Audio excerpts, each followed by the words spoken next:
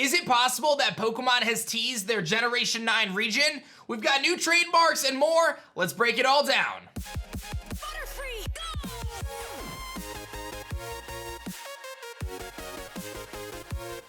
Yo, whoa, what is going on YouTube? It's your boy Dan, aka aDrive. I'm bringing you guys a brand new video today, and today we are diving into the world of Pokemon Legends Arceus, Brilliant Diamond, Shining Pearl, and much, much more. We've got some really fun stuff to unpack in this video, so hopefully you guys enjoy it. If you do, be sure to hit that like button down below, and make sure you guys subscribe to the channel if you're new, as I do post Pokemon videos every single day, and you do not want to miss out on that awesome information that we're going to be covering here on today's video and beyond. The first thing we're going to talk about is actually a handful of trademarks that have just been registered by Nintendo Korea, and what these trademarks are they have trademarked a handful of different Pokemon, which is usually an indication of something special happening with these Pokemon. So they've trademarked Growlithe, obviously, as we know we have Hisuian Growlithe. They've trademarked Arcanine, so we're probably gonna get a Hisuian Arcanine. Big surprises here. But the big one is that they did trademark both Basculin and Basculegion. So what does that mean? Well, it could mean that there's a very big possibility of us getting a Hisuian Basculin form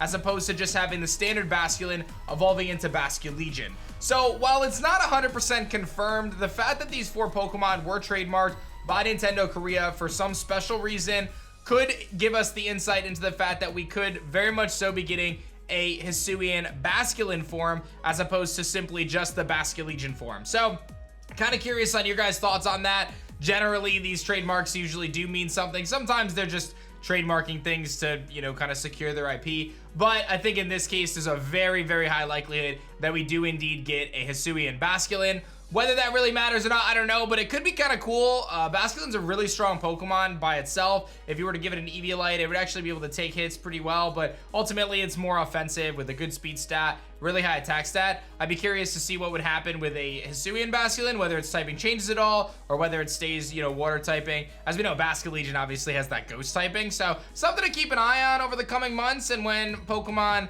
Legends Arceus does drop, whether or not we do get this new form. They also did some trademarks for the types and things like that, but this was the most notable. Again, confirming the Hisuian Arcanine pretty much, and what seems to be a Hisuian Basculin as well. Now here's where things get really, really cool. Eclipse TT on Twitter pointed this out, and I had actually seen this about a week ago, but I thought it'd be really fun to mention in a video. So for those who don't know, Pokemon has a history of hinting at generations before the generation comes out. And if you don't believe me, there's an extensive track record of this, and I'll show you guys some examples of that right now. So you can go all the way back and you can talk about this clip here of a trainer saying the Pokemon here are so chunky. There should be a pink one with a floral pattern that ultimately could be teased to Mana, but we've got a lot more concrete information here. In Pokemon Sun and Moon, there was a trainer that referenced moon dials, which obviously was a big part of Pokemon Sun and Moon. So teasers galore, but here's the real big stuff. When we actually look and go back to X and Y and ORAS, there was actually a situation where you get an item called the Strange Souvenir, which is an ornament depicting a Pokemon that is venerated as protector in a region somewhere far from Kalos. And there's a trainer that says that it's not from Kanto, not from Johto, not from Hoenn, not from Sinnoh, and not from Unova. And ultimately, that Strange Souvenir was an item that you were able to get in Pokemon Sun and Moon. So the text of this Strange Souvenir in X and Y and ORAS is an ornament depicting a Pokemon, as I had just mentioned, some region far from Kalos, whereas in Sun and Moon and Ultra Sun and Moon, it's an ornament depicting a mysterious Pokemon that's a guardian for an extremely long time in the Alola region. So they had teased Alola through a couple different methods in the past, and ultimately this was one of them, the Strange Souvenir. Now, when we kind of dig a little further, there was another big reveal that we actually had. When you look at these screenshots of Ultra Sun and Moon, there was a poster in Game Freak's office in Hiehia City that actually shows off Gigantamax Toxtricity. And we have some really cool screenshots to show that. So we're not just making stuff up here, right?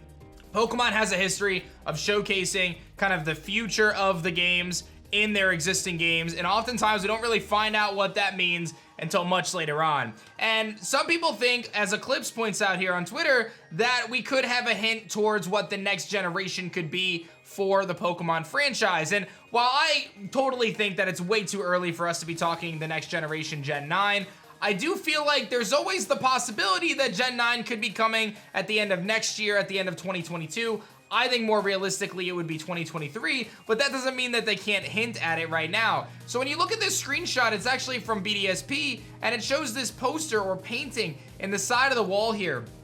And there's a few things that this poster or painting could be. One of which, it could be Italy and a picture of Venice, which is a city in Italy that has a ton of waterways and, you know, lots of boats. And I've actually been to Venice. It's a beautiful city. You can get on boats and kind of travel throughout the city or the town. It's really incredible. So it could be that, or some people have pointed out that it could be in reference to Van Gogh's Starry Night over the Rhone, which is in Switzerland or France. So a couple different options here. We've got some screenshots. Eclipse did some digging here, but this could be the first pointing and first signs towards us maybe finding out what the Generation 9 world is going to be based off of, because historically the various Pokemon worlds have been based off of different parts of the real world. Like Unova is based on New York, and obviously Kalos is based on France, and then we obviously know Alola is based on Hawaii, and it goes on, right? Galar being based off England and beyond. So pretty straightforward stuff, right? So this isn't anything crazy new for us to be able to get these hints through the game. So what this means is we need to keep our eyes and ears open for Junichi Masuda and the Pokemon Company and see if there's any other hints that maybe point towards Italy or Venice or anything else that maybe aligns with this. A bit of a stretch right now, but I definitely thought it was worth noting, and I think it's fun to discuss, talk about, and ultimately see what's going on in the Pokemon franchise over the next couple months and years, as Gen 9 is inevitably gonna come, right? They're gonna make a Generation 9. It's just really a matter of when, not if. So maybe this is our first look at what is going on for Pokemon Generation 9 in, I don't know, 2022, 2023? I have no idea. I do think if it did take place in Italy, there's so many iconic things you can do and have as landmarks in Italy, like the Colosseum in Rome, and of course the Falling Tower in Pisa. So there's a lot of opportunities for an Italy-based region, and while I personally would like to see something like an Egyptian-based region, or even maybe an Amazon-based region in South America, or even an Australian Outback-style region, I wouldn't be upset if Italy ended up being the kind of the end deal there. Let me know your thoughts in the comment section below with these trademarks, and of course the potential for a new region. Again, I know it's very early to talk Gen 9, don't get me wrong, but hey, they've teased it before, so why not? Could be a teaser towards the next generation of the Pokemon franchise. If you guys enjoyed this video, be sure to hit that like button down below. Make sure you guys subscribe to the channel if you guys are new, and let me know your thoughts in the comments section below. That's gonna be it for this one, guys. My name is Dan. I also go by aDrive, and I will see you guys on the next one. Peace.